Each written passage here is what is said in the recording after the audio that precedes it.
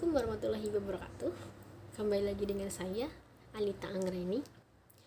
Sekarang kita akan membahas materi selanjutnya, yaitu tentang aspek keuangan dalam studi kelayakan bisnis. Sebelumnya kita sudah membahas studi kelayakan bisnis dari aspek pemasaran, lokasi, SDM, yuridis, dan dampak lingkungan. Sekarang kita akan membahas studi kelayakan bisnis dalam aspek keuangan. Jadi kalau membahas keuangan, kita jangan cuma membahas ketika kita jual barang segini, untungnya segini. Tidak hanya sekedar itu ya. Kita harus bahas semua hal-hal yang berhubungan dengan keuangan. Misalnya nih, modal. Modal itu berasal dari uang kita sendiri atau dari pinjaman. Atau dua-duanya. Modal sendiri plus pinjaman. Atau salah satunya. Jadi intinya kita harus memperkirakan itu dulu, modal tuh berapa yang minjam, berapa yang milik sendiri. Terus aset-aset tetap tuh kita harus punya tuh, kayak misalnya bangunan, tanah, peralatan, mesin, kendaraan, itu harus punya ya, baik itu nyewa ataupun milik kita. Jadi itu harus punya, dan itu harus dianggarkan ya untuk bisa memiliki itu semua. Tapi itu nanti akan jadi aset kita ya, kalau kita punya tanah, kita punya bangunan, itu aset. Walaupun untuk memilikinya berarti kita harus menganggarkan itu semua.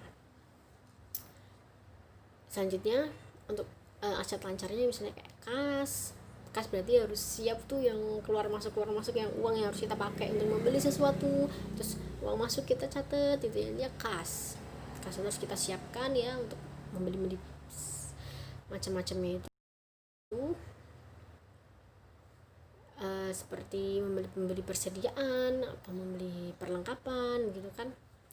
Terus ada piutang di sini maksudnya kan orang yang berutang sama kita gitu, pihak yang berutang sama kita. Berarti kita tuh harus siap-siap ketika konsumen atau perusahaan lain yang mau supplier kita atau siapa itu tuh masih mengkredit gitu, masih berhutang dulu, berarti masih status piutang.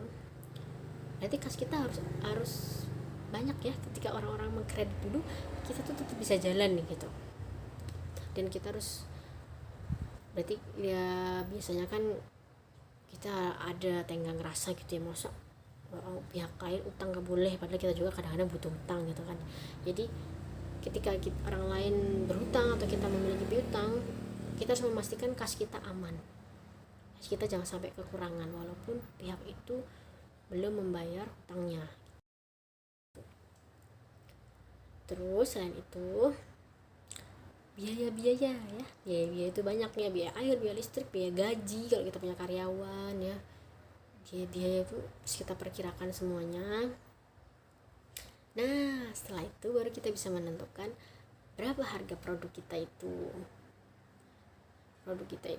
Dari segi beli persediaannya berapa, dari segi bla bla bla blanya itu yang biayanya itu berapa, kita biar dapat untung itu kita harus jual dengan harga berapa gitu ya.